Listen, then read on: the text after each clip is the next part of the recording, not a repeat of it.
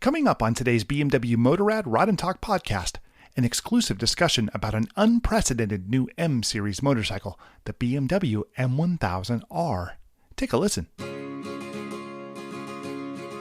Over the years, I've had the privilege of riding BMW motorcycles all over the world.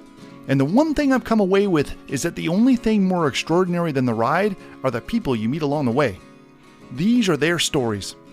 My name is Sean Thomas, and this is BMW Motorrad's Ride and Talk. First M we brought out was 2 years ago, the M1000RR. And we said we want to spread out M in a way where we have some high performance bikes. Yeah. For more than 50 years, BMW has had a division dedicated to producing exceptionally high-performance vehicles for both competition and consumer enjoyment. Known as M, this series of vehicles is renowned worldwide for their uncompromising power and performance.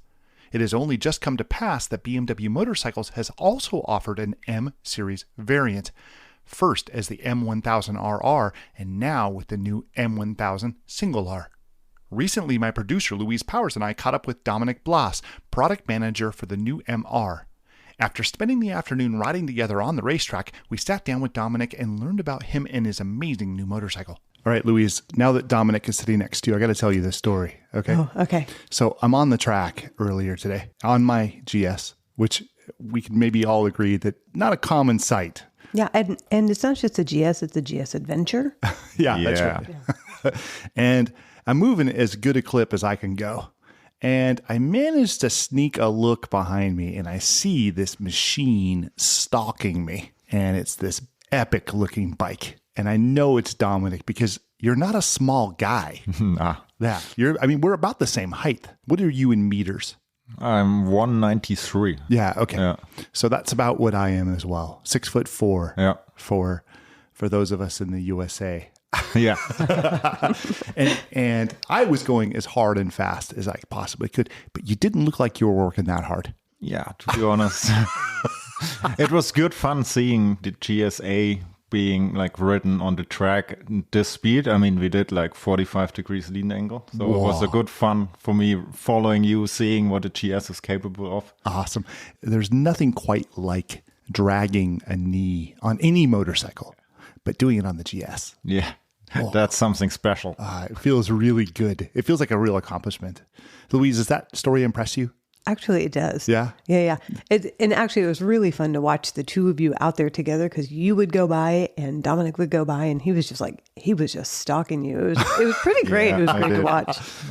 And you were stalking me on a first for the USA, a motorcycle that we have never seen here in the flesh. Yeah. The new M1000R. Oh, that thing is epic. Yeah, it's got some spice on it. It's kind of really special. And it's not just special because it's such an epic bike. It's your baby. Yeah, for sure. The product manager of the M1000R. That's pretty amazing. And we're going to talk about that because, of course, I have a million questions about that bike. But I want to talk about you first. I mean, you're clearly know your way around a motorcycle. I mean, the track here is technical and it's fast and you are moving. And that's not just the bike. Yeah, it's also a little bit myself. But I mean, I'm into motorcycles since I had my first 125. I live and breathe motorcycles. So that's why I'm getting along everywhere. On off-road, on-road, I just enjoy it and have a good time. And, that's such a significant thing because before I really got to know BMW on the inside, I kind of assumed that nobody there really rode much. They were enthusiasts, maybe. They talk about bikes and they obviously make very good bikes, but I didn't know that they actually rode. And I'm learning that the opposite is true, that you guys are all pretty hardcore on bikes, yeah? Yeah, definitely. We all have the same passion, being around bikes, riding bikes. Yeah, and some of us, of course, they're like picking up the bass. Others are more into cruising, and that's the good thing. We have like a wide range of people, and we try to fit them also to the project. Yeah. So you've been with BMW, I think you said around 2009, yeah? Around BMW, yes. Yeah. Doing like first internship in Munich at a technical training, train the trainer programs. So you're basically teaching the people that help customers understand product. That's what the training department is. Yes, we train the trainers for around the world. So we make technical training for them. And you were on the technical side, yeah? Yes. So you're talking about, digging into motorcycles and the inner nuances of the bikes. That was sort of your thing. Yes. Yeah. And it seems to me like it's pretty common to start at BMW as an intern. I met a lot of people that started there. And was it your goal to stick with the brand when you started there? Yeah, definitely. So after my first internship, I was kind of convinced that I want to work for this company. Yeah. And funny-wise, actually also being a product manager was one of my dreams back there. Mm-hmm. So I'm really happy that it now worked out after doing another internship in Canada, which was amazing. In 2009, that time frame is a very interesting time for BMW because it's when we first saw the S1000RR come to pass. And here was a motorcycle that at the time, all of us that had sold BMWs and loved them went, BMW makes great bikes, but they're not a sport bike company, not to the level of bikes like Yamaha and Suzuki and Kawasaki. And like, those are the bikes that are really going to take the gold. But this BMW is coming out with this thing that's like good for them. But then we changed something. Yeah. We made our brand younger. We have like the second step next to the GS. It's like a wider range of people, customers, different kind of bikers, and we brought the worlds together. I was selling motorcycles at the time that the S1000RR came out, and suddenly we had people coming in the dealership that would never go in there unless they were with their grandparents. They were in their 20s. Yeah. And like, we want to see this bike. Yeah. That's beating up everybody. Yeah, it's like it's getting all of the rave reviews, and it's epic. And the thing that fascinated me about the RR in particular was talking with the people that designed that bike and having them explain to me how much of the car side tech they were able to glean in order to develop that bike, and build that bike out, and how important that is. And that's something that manufacturers don't often get to take advantage of. Yeah, that's the good thing for us, having on-site the car side, and now especially for us also really advantage to have M around. So M, I want to talk about that. I'll dive into it right now if you let me, but I'm going to wait just a little. Everybody just hang out with us for a minute. I want to talk a little bit more about where you started. So you started in technical training. You're sitting at the table right now. You look pretty young. Don't tell me how old you are just yet, but I'm guessing in 2009, you were maybe 15. I was a little bit older. But anyhow, you were young then and you were in technical training. But then as an intern, as you transitioned into working at BMW, you probably moved around the company a bit, yeah? Yeah, that's true. I did my second internship for BMW Motorrad Canada, which was an amazing experience, being all the exhibitions in the wintertime, doing some test rides at all the dealerships across the country. I did like 10,000 kilometers in 1 month. Wow. It was so cool. That's cool. So many nice people. So I had a really good experience over there. And after this, I worked for another company, but already for BMW Motorrad. And then I started off in the project management for electromobility and the scooter side. Like the C Evolution. Yeah. That was like kind of their first. Yeah, that was the first one, C Evolution. And we also did like in a cooperation with Launch and the C400X and GT. Okay. Just a quick side story. So Louise and I were part of the program in the USA to help spread awareness about the C Evolution. And we took dealers out to ride. We had about 4 of them, and we take them out and go riding. And I was on a GS, and I would take these riders from dealerships on twisty roads. And I got my rear end handed to me by a guy on a C Evolution electric scooter. He outrode me hard. And you see, like, I'm not slow. Yeah, you're a good rider. And I wasn't quite as good then, but I had a big ego, and it was bruised hard by the C Evolution. That was a tough time. Make sure that those bikes in the future are throttled back a little so that on the first, from 1 to 30 miles per hour, for example, you're always quite fast on a C Evolution, for example. Yeah. But then the 4 cylinders kicking the ass. So you were project management for C-Evolution, but then you moved on to something Yeah, then I moved directly to BMW, being responsible for the quality of our cooperation project. So that means I was responsible for the 310 GS and R, and also the C400, so the C400X and GT in China. So you're working on this project with BMW. By now you've got a name for yourself doing these projects, and somebody somewhere somehow pulled you back into product management. Tell us about that. Yeah, true.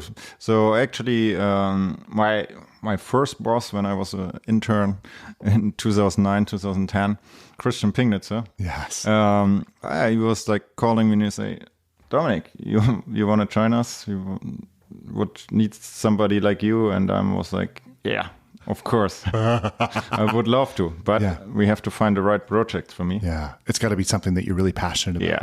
Which is a wide range for you because you're a big off-road guy as well as an on-road guy, huh? Yeah, that's the special thing in the end. I like both worlds, and both worlds are getting good together. You know, they influence. So training for one is also good for the other. Yeah. So epic to be involved in both worlds. So in business, when you're elevating your career, did you point at any particular bike and said, if you want me, it's got to be the development of this project? Or did they come to you with this project? No, I was actually, they were asking me which projects I would love to have to come to the product management. I said there are only two things because I'm also a big off-road guy. I was like, either we do 4 cylinders or we do the GS. So I'm so happy that it was in the end the 4 cylinders, because I think as a quite young guy, I think I am kind of good representation for our customers in this segment. All right. We're going to find out your age, but don't tell us. Yeah. Because we're going to guess first. Louise, take a good hard look at Dominic and throw out a number. Yeah. Okay. Well, if I'm going to do that, I mean, I would say in his 20s, but you kind of have to also take the career path into consideration. Yeah, it's a little tough. So let's see, 2009, that was, 13 years ago. I'm going to say you're 30. I'm thinking he's 35. You kind of in between. So I'm 33. Awesome. Tell me I'm wrong here. I'm going to title you as the youngest product manager at BMW. I think I'm currently the youngest one, but there are some good colleagues of mine. We're almost all the same age. So we're getting a kind of really young team, which is really good. Like also consideration for the future and so on. So it's a good mix out of young, passionate people and also some really good experienced product managers, like for everybody knows from Double R, Sepp Mechler, for example. Sepp is amazing. Yeah. And you mentioned Christian Pinitzer, who I rode with in the GS Trophy, and he's such an amazing, passionate guy. He's got to be really fun to work with. Yeah, it's amazing. That was one of the reasons I switched. I mean, having people around who also as a boss, somebody who's really understanding about every particular side of motorcycling, being an enthusiast by himself, makes the work so easy. We're going to talk about the MR. And I really want to. I got to ask you this first, though, because as a product manager, you obviously were staring at this bike that you rode today, and it was amazing. But you're also looking ahead, and you're looking way ahead. And I'm not asking you to tell us about any of that. I know you can't. But years ahead, more than probably, I'm going to guess 6 years or more. Yeah. And as a product manager, wrapping your head around what that future looks like, because evolution of motorcycles has been amazing as of late. Yeah. And with technology booming like it is, it's a wild ride, it must be. Yeah. You always think, cannot get better in the end. You always think, wow, this bike is amazing. But then when we always find some solutions which make the bikes more attractive. And I mean, if you look at the future, as you said, like 6 years into the future, you really have to consider a lot of environmental things around and talk about what will be the needs of the customer and who will be the customer kind of as well. Yeah. That's fascinating stuff. I remember selling bikes, and bikes like the 1150 RT and 1150 GS. And when they come out with their new versions, they go, there's no way they can make these bikes any better. They're perfect. And then you ride the new one and go, whoop, there you are. And then when the next evolution, you're like, there's no way they can okay, this bike's better. Yep. That's a big responsibility. And I think with the single R, in my opinion, that's a pretty iconic motorcycle for BMW. I mean, you can tie the roots of that bike all the way back to the beginning, the bare essentials motorcycle. And when I think of the R, I think of the Roadster, but you used a different word to describe it. I think you used the word street fighter. Yeah, kind of. I mean, now we're on a level, so it's, we call it like the S1000R, it's a dynamic Roadster for us, because it's like next level. And with the MR, it's more likely the hyper Roadster market. So crazy bikes with a lot of power. Now, I'm going to pretend that this is for the benefit of the people listening. But the reality is that this is for my benefit too. Understanding M and its origins and what it means to be a product within the BMW Motorrad lineup. Can you help us understand that? Yeah. So, I mean, M has this year, so 2022, has 50th anniversary. So the M, actually, it's the motorsport part of the car side. And they developed then also serial cars. M stands for the strongest letter in the world. Yeah. And we are, as we talked about it, we make now young bikes for all different kind of people. And so M is actually fitting extremely well into the motorcycle world. Yeah, when I think of M, performance is the first thing that comes to mind. But when you buy a motorcycle, there's sometimes you buy a bike and they have an M package, and then you have bikes that are actually labeled as an M. Can you help us understand the difference between those two? Of course. The first M we brought out was 2 years ago, the M1000RR. And we said we want to spread out M in a way where we have some high performance bikes. Yeah. So what is next to the MRR? Obviously having the MR, so the first single R with 210 horsepower, which is now the most powerful serial dynamic roadster in the world. Wow. Which is a huge thing for us. And, you know, the photos have been coming out. The photos are amazing, but they don't do the real thing justice. Yeah. Because when you see that bike in person, Louise. Yeah, I loved it when I saw it. And I saw the pictures and I thought it looked great. And I thought that actually looks like a really fun bike. And then when I saw it today, I was like, oh, that's a good looking bike. I might have to have one of those. So when you say the name, is it appropriate to call the M1000R? Yeah, no, we most likely like to have to say MR, because I mean it's the GS, it's the MRR or the double R. So help us understand, other than horsepower, what makes the MR the MR? It's more likely a huge package of high performance parts in the end. So we put in the technology with the shift cam from the new model revision S1000RR and use the chassis of the S1000R. So we put like both worlds together, and that's the superbike DNA of this bike is bringing everything together out of both worlds. So you have a nice bike for windy country roads, but you can also go on the racetrack. And as you saw today, it's possible to battle with the superbikes. It's just fine against the superbikes. Yeah.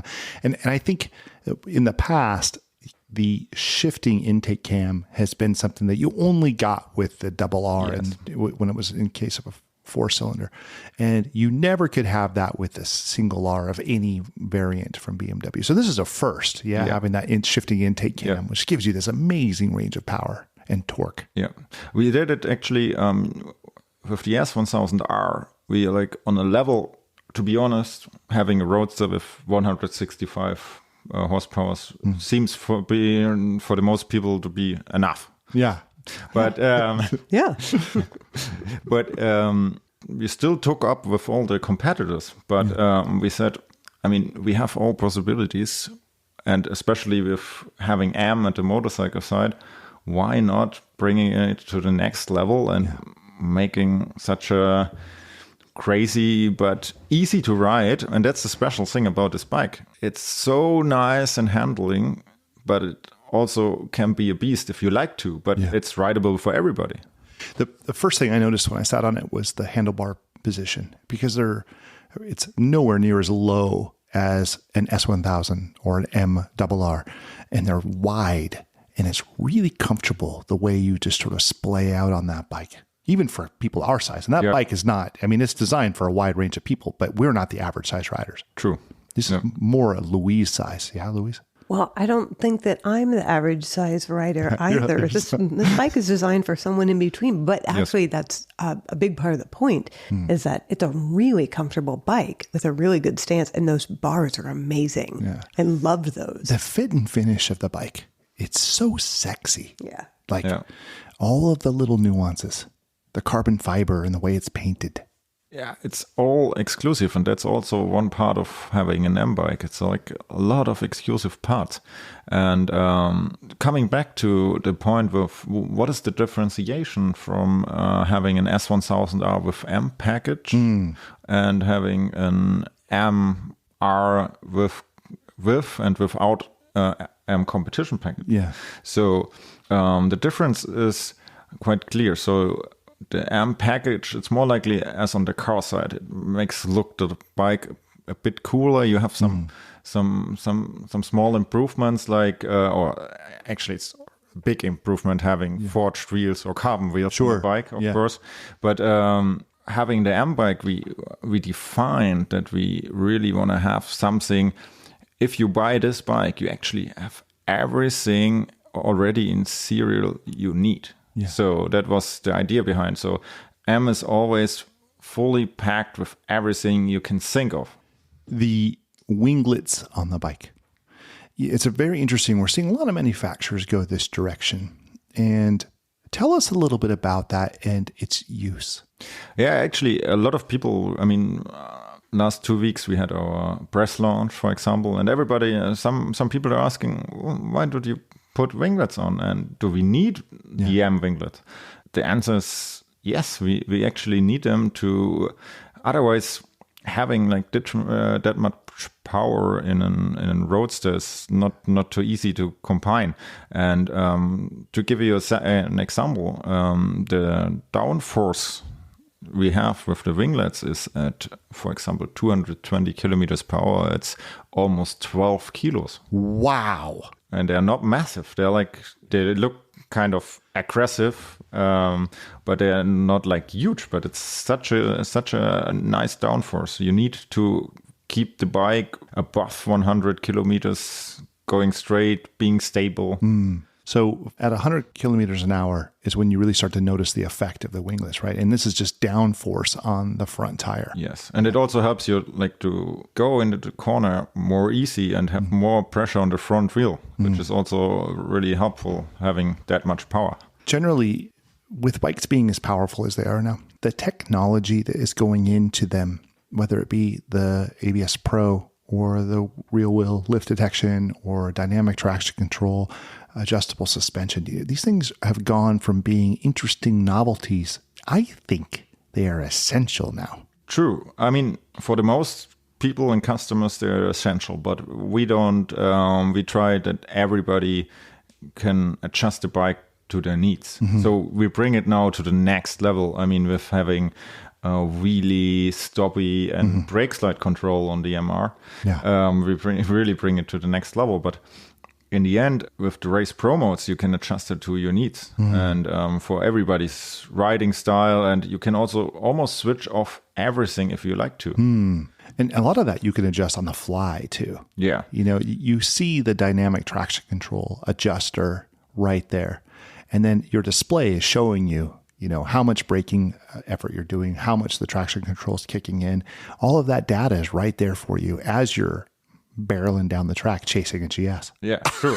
And then you look down and look up to Sean again and see, oh, he's doing 45 degrees lead angle on a GSA. That's quite impressive. That was good. Now, You've got the MR here in the USA. It's the first time we've ever seen it. Yeah. And you made it clear, and we understand that we're not allowed to ride it. That's for you, and we'll get our chance later. But I got to admit to you, I was looking at your suit. I'm like, I would fit in that suit. Yeah, and if I had my helmet on, my visor down, they would think I was him. That's a really good looking suit too. I really like it. Yeah, we discuss it afterwards. Yeah, you don't want that. And that would probably mean that you'd probably bring my GS up to 50-degree lean angle. If we switch I would try to follow you. So when you're developing a bike like the MR, I imagine there is a lot of people with a lot of passion that would like to take the bike in a multitude of directions during the development phase. Tell us a little bit about that and how you manage it. Yeah, it's true. I mean, we have so many people, and that's one thing I want to say first. It's a team who made this bike. It's not me. I'm just a small part of it. We're a big team of enthusiasts working on this bike. And it starts off, this bike, we started off because we had the base S1000R and the S1000RR. Yeah. Like we started off 3.5 to 4 years ago. And then we firstly define which kind of customers and customer groups are going to be the people who will buy this. Yeah. And which kind of product substance we are going to bring in there. That's most likely part of the product management side, together with the guys who are doing the project itself. And then you start off discussing the needs with the development department and define how you can translate them in technical information. Yeah. And after this, the project team is coming together with all different kinds of people we have sales guys, we have our development guys for all 4 parts, so body, chassis, engine, there's so electrics, much. And there's so many people involved. I mean, the project team is more likely 12 people just being like in the regular meetings, but there's so many people around who are working on the stuff. For example, the guys who are working on the chassis side for doing the brake slide and stubby control, and really also writing this stuff and making it as good. So they have to go to the limit to make this bike perfect then for the customer in the end. I once got a tour of Disney Animation Studios. I had a friend that worked there. And when he took me around, something I took note of as we were seeing the sites is that the entire building was decorated with the colors and photos and ambience of the type of movie that they were making at the time. So an animator could take a walk around and see all of the sort of things and the architecture that they intended to eventually draw in or paint in or use graphic design into the movie. And I thought that was really interesting. Is that what it's like at BMW? Do you have a room that's like full of cool, like, this is the person you're building this for, and this is what the imagery we're going after? Kind of. We really have a process also together with our design department. It's a really important process as well.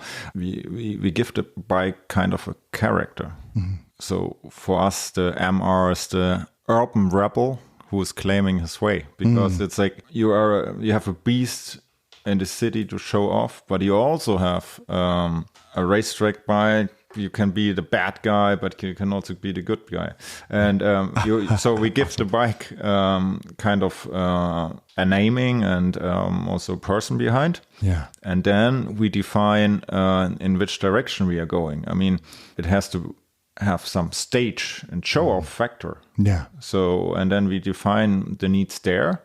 And then we translate it in more likely 10 steps which are necessary to make this bike. So the top 10 of customer needs. So you've got the MR is out and is here. I know you have a lot of other products in development as well and of course you were a project manager for other products in the past. How has your role in this evolved over time and contributed to what you've made to the date and what you will make in the future? Yeah, that's the impressive thing about this job, is that you are, as we discussed about, you talk about really the needs, which will be there in 6 years. So you define the customer needs for that time.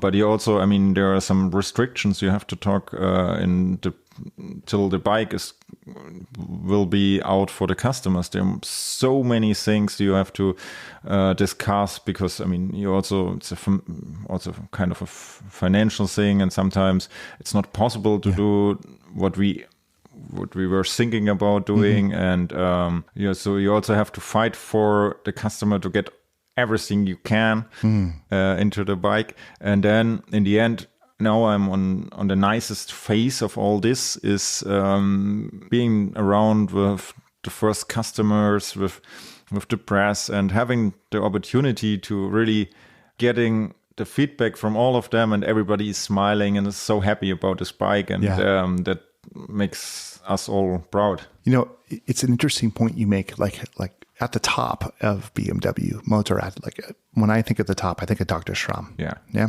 And I've met Dr. Schramm, and he's a really nice guy. He also seems like an extremely smart guy, which I'd expect him to be. But, you know, you look at the MR, and I think that's not the bike that he would want. Like, he's not going to ride that bike. That's on his daily driver, right? But he clearly had enough understanding of your passion and vision to allow that bike to come through.